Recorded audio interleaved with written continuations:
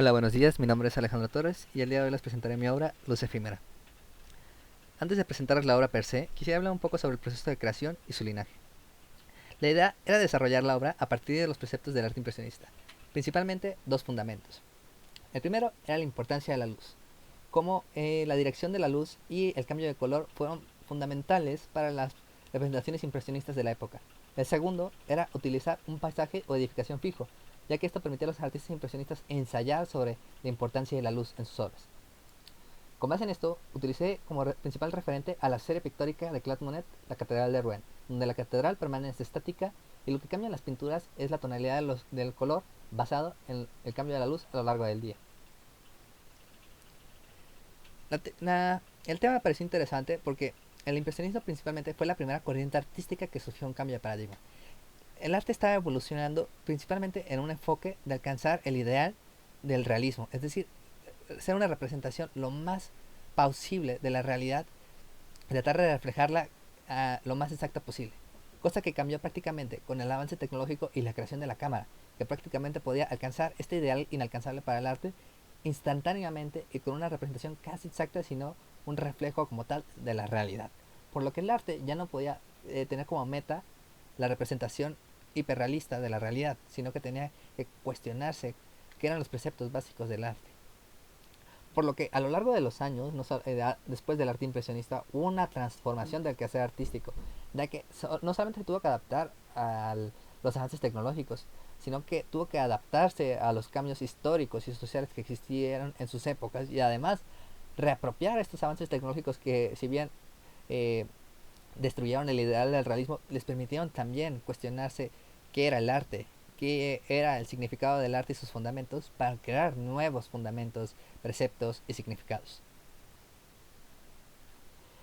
El público principal no era simplemente el público general que apreciaba obras de arte o que estaban interesados en esto, sino a los artistas audiovisuales jóvenes que actualmente están en un proceso de autorreflexión y descubrimiento sobre qué temáticas quieren trabajar, qué cosas les interesan, que están cuestionándose su sociedad actualmente y principalmente en una idea que todos los artistas, incluyéndome, hemos tenido en nuestra mente en algún momento. La idea de que ya todo fue contado o ya todo fue mostrado o representado y que ya no hay nuevos temas de los que hablar, que ya no se puede prácticamente crear nada original.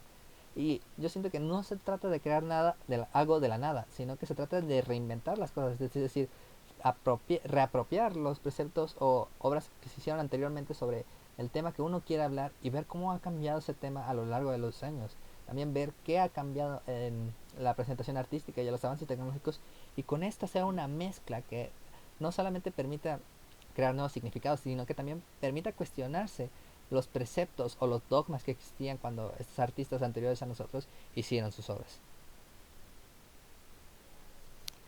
El propósito principal es reconocer que la tecnología, el contexto histórico y social influyen, aunque uno no quiera, en la creación artista y el proceso creativo del artista como tal. Es decir, por más que un artista trate de abstraer su obra de todas estas corrientes o ideas, no las puede negar y al mismo tiempo no puede negar que su obra, quiera o no, va a tener una resignificación por parte de los individuos que la aprecien y por lo tanto va a tener un significado específico para cada quien. En este caso se busca crear esta especie de bucle histórico en el que facilite el entendimiento sobre estos cambios históricos y tecnológicos que dieron pie al impresionismo, este cambio de paradigma que creó toda esta corriente a partir de los cambios tecnológicos y sociales que vivimos actualmente y que también permiten cuestionarnos hacia dónde se dirige el arte y pues prácticamente qué influencia tienen estos cambios en el ámbito pictórico a lo largo de los años. Para la técnica se piensa realizar un registro fotográfico de la Catedral de Guadalajara durante la tarde de 4 a 7 pm, ya que es las horas donde hay mayor cambio de la dirección de la luz, se notan más las sombras, se nota más el cambio de color. Con estas fotografías la idea es crear un timelapse, pero antes de montar las fotografías en el timelapse, las imágenes se van a procesar por un algoritmo de Deep Learning, que es un algoritmo que funciona a base de algoritmos digitales y computadoras y redes neuronales que permite que las imágenes repliquen o simulen una apariencia de cualquier pintura que se le asigne al algoritmo. Es decir, en este caso queremos que las fotografías simulen la apariencia de una pintura impresionista, como vemos en el ejemplo de la derecha. Para el tratamiento final de estas imágenes ya procesadas, se piensa hacer un montaje con las fotografías, con las imágenes procesadas en un timelapse de 10 segundos, donde a los 5 segundos el timelapse empiece a ir en reversa, permitiendo crear este bucle que mencionábamos en el timelapse, que además destaque el movimiento de la luz y el cambio de color a lo largo del día. En este primer tratamiento del proyecto se nota principalmente el cambio de la luz, los trazos impresionistas que se tratan de simular, y se nota sutilmente este cambio de las sombras. Me parece interesante cuestionarse este avance tecnológico de la transferencia del estilo artístico porque pone un poco en cuestionamiento los principios del arte, es decir, realmente podría decirse que no se está creando una obra, sino que se está replicando la obra de alguien más basado en una imagen que nosotros le damos al algoritmo. Pero siento que se parece un poco al dadaísmo, ya que las obras dadaístas eran collages que se construían mediante el trabajo de otras personas, es decir, se recortaban imágenes o fotografías de otros artistas que tenían su propio estilo y al final lo que se hacía en el collage era mezclar todos estos estilos para crear una nueva interpretación. Y al final de cuentas el artista lo único que hacía era juntar y mezclar. Pero a diferencia del dadaísmo, en donde había una labor de humana de búsqueda y de mezcla y de recorte, aquí la transferencia artística se basa en algoritmos digitales, es decir, que la computadora realmente es quien hace esta mezcla de estilos. Entonces, al final de cuentas, ¿quién es el verdadero artista? ¿La computadora que copia el estilo o el humano? Y mi perspectiva sobre el debate tal vez sea polémica, pero yo considero que no se trata simplemente de una dicotomía de quién es el artista o no, sino que ambos son artistas. Es decir, recordamos a los grandes pintores de la época del Renacimiento, Da Vinci y Miguel Ángel. Realmente ellos no eran los que pintaban sus obras, sino que ellos hacían el boceto de las obras y ellos dirigían a sus aprendices para que realizaran la obra, es decir, para que los aprendices replicaran el estilo de Miguel Ángel o de Da Vinci. Y nadie niega que esos aprendices al final de cuentas no eran artistas, aunque replicaran un estilo. Entonces, en ese sentido, yo considero que por ejemplo, el humano sigue siendo artista porque al final de cuentas hay una labor en la que tiene que seleccionar el algoritmo que mejor funcione, las imágenes que quiere replicar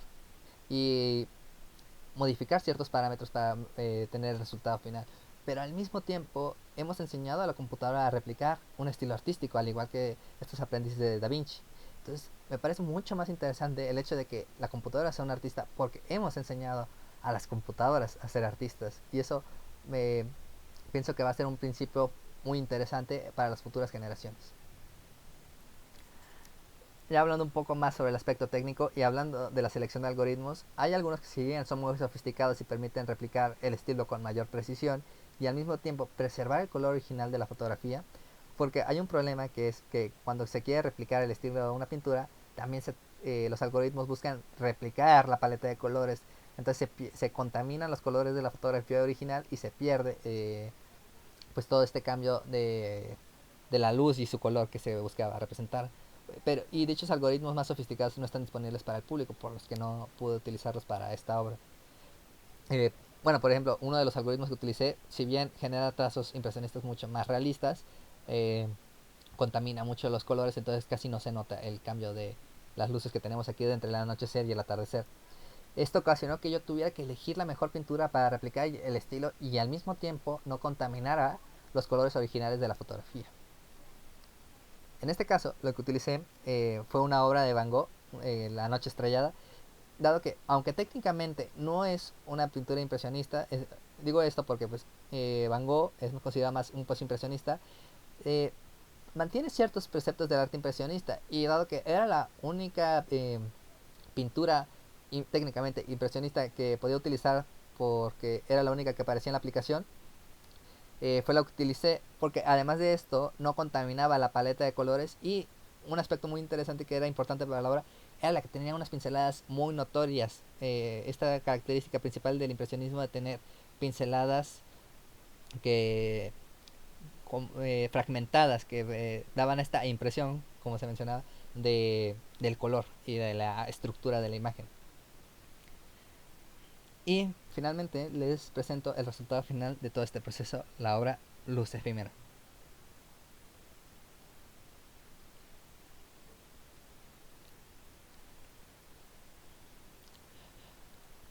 Bueno, eso sería todo de mi parte. Dejo las referencias de todo este proceso, las referencias de investigación que utilicé para mi proceso de creación y principalmente de contextualización sobre el impresionismo. Sí, sería todo de mi parte. Les agradezco por haberme escuchado y que tengan un buen día. Hasta luego.